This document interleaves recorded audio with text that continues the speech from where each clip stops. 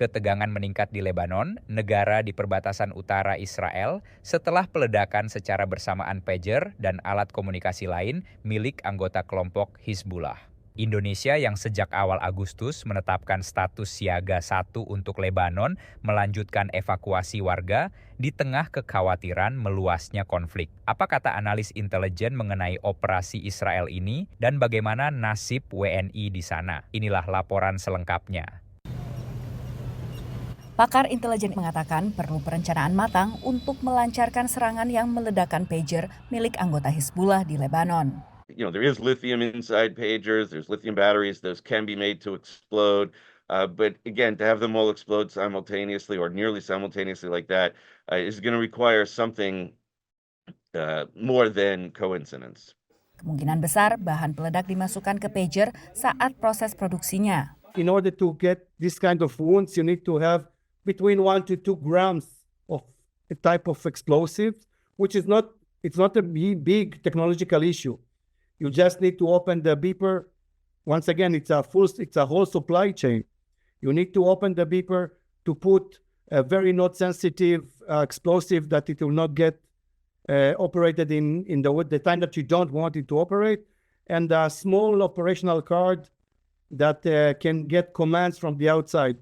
If we all remember how beeper is working, you just send some kind of message from a communication tower and it's spread all over.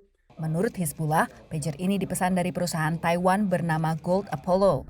Tapi menurut Gold Apollo, pembuatnya adalah produsen Hungaria, BAC Consulting.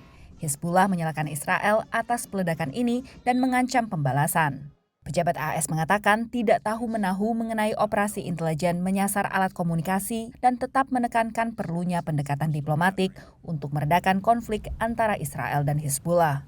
Sehari setelah serangan yang meledakkan pager milik anggota Hizbullah, serangan gelombang kedua terjadi dan menyasar walkie-talkie. Israel sendiri tidak secara eksplisit menyebut bahwa mereka bertanggung jawab atas serangan terhadap alat-alat komunikasi ini, namun menyebut perang telah memasuki fase yang baru. Indonesia termasuk negara yang ikut mengevakuasi warganya dari Lebanon mengantisipasi eskalasi pertempuran. Di luar dari unsur KBRI dan juga di luar dari TNI kita yang ada di selatan, di perbatasan, itu total catatan kami masih ada 147 WNI yang berada di Lebanon. Nah, mungkin ini juga jadi satu perhatian kita sejak 4 Agustus 2024, karena kondisi keamanan yang tidak membaik, pemerintah Indonesia sudah menetapkan status siaga 1 di Lebanon dan kita mulai berangsur mengevakuasi para warga. Saat ini sudah 25 warga negara Indonesia yang kita pulangkan ke tanah air. Saat ini juga kita sedang menyiapkan evakuasi berikutnya.